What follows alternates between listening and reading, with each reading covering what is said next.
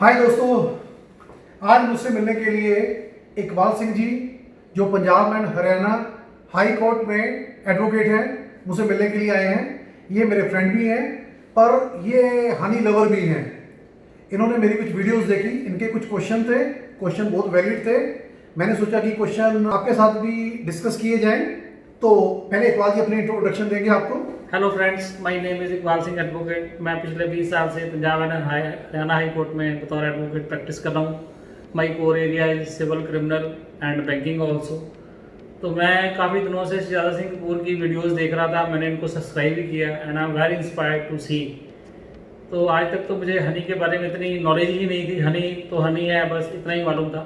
लेकिन मैंने इतनी क्वालिटीज़ देखी, इतने उसके फ़ायदे देखे, तो I could not stop my self from meeting him. तो आज मैं इनके पास आया हूँ। मैं 2-3 बातें पूछना चाहता हूँ जो मेरे दिमाग में परसेप्शन है। किसी ने मुझको सही जवाब नहीं दिया, तो मैंने सोचा कि चलो आज चलते हैं, शाहजादा सिंह कपूर से भी मिलते हैं और जो मेरे मिथ हैं या मेरे बिलीव्स हैं हनी के बारे में, मैं वो 2-3 बातें पूछ के आता हूँ।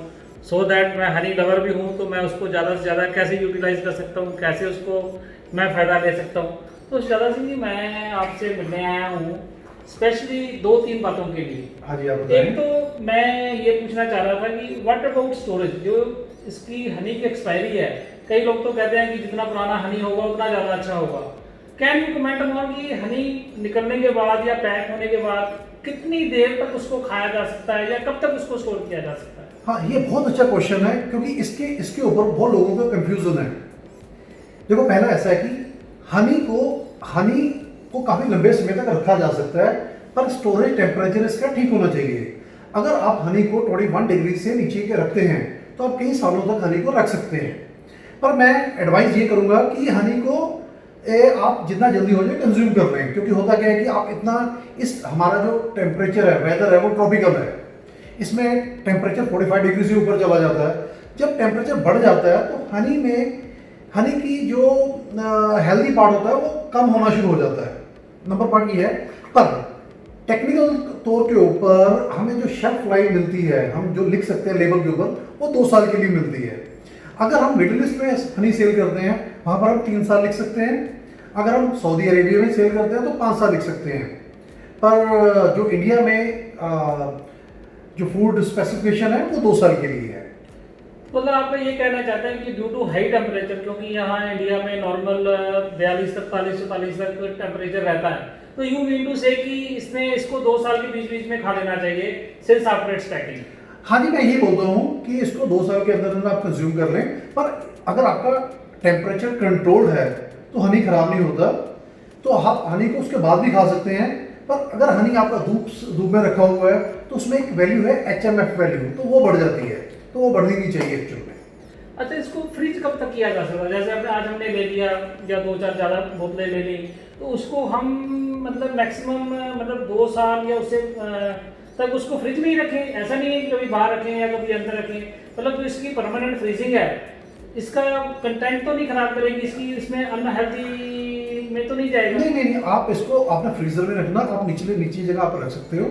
आप बाहर भी जहाँ पर टेम्परेचर ठीक ठाक है, सिर्फ आपने धूप में नहीं रखना इसको, जहाँ पर सीधी धूप पड़ रही है वहाँ पर नहीं रखना। बाकी आप फ्रिज के अंदर रख सकते हो, फ्रिज के बाहर भी रख सकते हो। पर फ्रिज में रखने से एक प्रॉब्लम आ जाएगी, हनी क्रिस्टलाइज हो जाएगा, हनी जम जाएगा। तो जमने की शेप में हम क्या कर सकते हैं, उसको क्या करें? हाँ, ये आपने अच्छा क्वेश्चन पूछा। आमतौर पे इंडिया में लोगों को ये लगता है कि अगर हनी जम जाए तो हनी वो शुगर है, ऐसा नहीं होता। इंडिया में 90% जो भी हनी है वो क्रिस्टलाइज होते ही होते हैं। हाँ, अगर हनी आपका जम जाए, घर में ये सभी को प्रॉब्लम आती है, हनी जम जाए तो हनी को निकालो। गर्म पानी, आप जहाँ पर चाय उबालते हो उसमें, उस गर्म पानी में हनी की बोतल को रख दो। तकरीबन 45 डिग्री के आसपास टेम्परेचर रखो, वो थोड़ी देर में हनी पिघल जाएगा, फिर आप उसको यूज़ कर सकते हैं। आप हमारे घरों में हम जैसे नारियल तेल जम जाता है, उसको भी हम इसी तरह से पिघलाते हैं।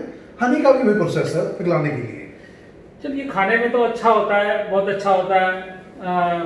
जैसे मैंने सुना है कि ये कई बीमारियों को भी ठीक करता है, गले की प्रॉब्लम है, कुछ और प्रॉब्लम है। कैन यू टेल कि ये जो हनी है एज ए मेडिसिन कैसे कैसे यूज हो सकता है? इसको हम कौन कौन सी बीमारियों को भगाने के लिए या कौन कौन सी दवाइयों से निजात पाने के लिए इस्तेमाल कर सकते हैं? देखो, हनी को हम कई तरीके से यूज़ कर सकते हैं। एक्चुअली आयुर्वेदा में हनी को बोला जाता है वाहक। वाहक मीन्स एक गाड़ी, वाहक में से एक गाड़ी। इससे होता क्या है कि अगर आप कोई भी आयुर्वेदिक मेडिसिन लेते हैं, जैसे आपने जिंजर लिया, ginger is good for your throat, तो जब हनी के साथ लेते हैं उसका असर बढ़ जाता है। इसी तरीके से अगर आंवला को हनी के साथ लोगे उसका असर बढ़ जाएगा, हनी को लेमन के साथ लोगे आप में एनर्जी आ जाएगी। तो आयुर्वेदा में तकरीबन सारी मेडिसिन हनी के साथ ही दी जाती हैं। तो इसके ऊपर तो आप ये मानो कि जो हम ये बोलते हैं Honey itself is a healthy. आप जहाँ भी आप शुगर को यूज़ कर रहे हैं, मेरा तो ये कहना है कि शुगर की बजाय वहाँ पर आप हनी को यूज़ करें। पर हनी को आप जितने भी हर्ब्स हैं, चाहे आजकल जैसे कोरोना के कारण अश्वगंधा की बात हम कर रहे हैं, तो अश्वगंधा का एक्सट्रैक्ट लेके या उसके पत्ते लेके उसको निचोड़ के आप हनी के साथ उसको ले सकते हैं। तुलसी को भी हनी के साथ ले सकते हैं, जिंजर को हनी के साथ ले सकते हैं, गार्लिक को हनी के साथ ले सकते हैं। तो इन सभी जो हमारे ये मेडिकल प्लांट हैं, इनकी ताकत बढ़ जाएगी और ये बॉडी में एक काफ़ी चीज़ यूज़ आएगी, फ़ायदा मिलेगा। कैन यू टेल कि what amount of honey can be taken in a day? हाँ, मतलब 1 चम्मच लेना है, 2 लेना है, 3 लेना है, या इससे ज़्यादा लेना है तो हानिकारक है। कैन यू सजेस्ट कि हम कितनी क्वांटिटी में लें सो दैट ये हमें अंदर से फायदा करे इसका? देखो ये डिपेंड करता है पर्सन टू पर्सन। अगर आप एथलीट हो या बॉडी बिल्डर हो या आप फिजिकल वर्क कर रहे हो तो हनी आप ज़्यादा ले सकते हो, इसको हम क्वांटिटी से माप नहीं सकते। अगर आप ऑफिस में आराम से बैठे हुए तो हनी को आपने कम लेना है। मैं इसको इस तरह से बोलूँगा, जितनी आपकी शुगर इनटेक है डेली, आप उतनी ही क्वांटिटी में आप हनी ले सकते हो। आपको करना क्या है, शुगर को रिप्लेस कर दें हनी से। अगर आप चाय ले रहे हैं तो चाय में चीनी की बजाय आप हनी ले सकते हैं। अगर आप कोई घर में कोई खीर बना रहे हैं या घर में कोई भी चीज़ बना रहे हैं, बेकरी का प्रोडक्ट बना रहे हैं, उसमें भी हनी यूज़ कर सकते हैं। और टेबल के ऊपर भी हनी यूज़ कर सकते हैं। अगर आप घर में शरबत बना रहे हैं उसके अंदर भी हनी को यूज़ कर सकते हैं। आप कंप्लीटली अपनी शुगर को हनी से रिप्लेस कर सकते हैं। ये क्वांटिटी मतलब you can say it's a thumb rule. चलो, this is a good measurement level. तो वैसे तो वी कैन नॉट सजेस्ट कि 2 चम्मच या 3 चम्मच, आपने अच्छी बात बताई कि आपको जितना स्वीट लेना है आपको स्वीट आप हनी से रिप्लेस कर सकते हैं। So this is a very good measurement too. अच्छा, आप मेरे को ये बताओ, ये खाने में जो इतना स्वाद होता है ये बनता कैसे? How you get it? आप इसको मैन्युफैक्चर कैसे करते हैं? एक्चुअली अगर देखें तो हम इसको मैन्युफैक्चर नहीं करते, बीज इसको मैन्युफैक्चर करती हैं। Okay, good. बीज क्या होती हैं? ये बीज को अपने लाइफ में जीने के लिए 2 चीज़ें चाहिए होती हैं। एक तो चाहिए होता है पोलन, एक चाहिए होता है हनी। हनी उसकी कार्बोहाइड्रेट की नीड को पूरा करता है और जो पोलन है उसकी प्रोटीन की नीड को पूरा करता है। It's a complete food for the bees. बीज क्या करती हैं? बीज की एक आदत है, ये जब हनी लेके आती है ये काफ़ी सरप्लस हनी लेके आती है। ओके। जो भी सरप्लस हनी होता है वो जो बी ब्रीडिंग करते हैं या बी कीपर होते हैं वो हनी हम निकाल लेते हैं, वो वही हम पैकिंग करते हैं। हम उसको बोलेंगे रॉ हनी। जब बीज फूल पे जाती है तो वहाँ से नेक्टर लेके आती है, उसको हम कंप्लीट हनी नहीं बोलेंगे, ये फूलों से आता है। बीज फूल पे जाती है, वहाँ से नेक्टर लेके आती है। नेक्टर को आप टेक्निकल बोलेंगे इट्स ए कंप्लीट सुक्रोज। पर जब अपनी बॉडी में लेके आती है उसको ब्रेक कर देती है ग्लूकोज और फ्रक्टोज के अंदर, और जब वो उसको दोबारा डिपॉजिट करती है अपने सेल्स के अंदर तो उसके अंदर उससे एंजाइम भी उसके अंदर आ जाते हैं। फिर जो नेक्टर होता है उसमें वाटर लेवल बहुत ज़्यादा होता है, तो बीज वाटर को वेपोरेट करती हैं तो वो हनी बन जाता है। तो हम क्या करते हैं, हनी को निकालते हैं। हमारा काम ये होता है कि कम से कम उसको हीट ट्रीटमेंट दिया जाए। मतलब हम फैक्ट्री लेवल के ऊपर उसको हीटिंग करके उसको हल्का सा प्रोसेस करते हैं ताकि कोई भी चीज़ फॉरेन पार्टिकल्स उसमें से निकल जाए। मतलब से अबाउट प्यूरिफिकेशन, मतलब filtration and purification. For purification, what do you do? देखो, जो अच्छा मेथड है उसके मुताबिक तो आपको कम से कम इसको हीट करना है। हीट करने से आपको तकरीबन 50 mm के माइक्रो से इसको फिल्टर करना है। What about antibiotics in the body? ये उसको कैसे ये कोरिलेट करते हैं, या जो शरीर में हमारे एंटीबायोटिक्स हैं ये उनको कैसे रिएक्ट करते हैं बॉडी में?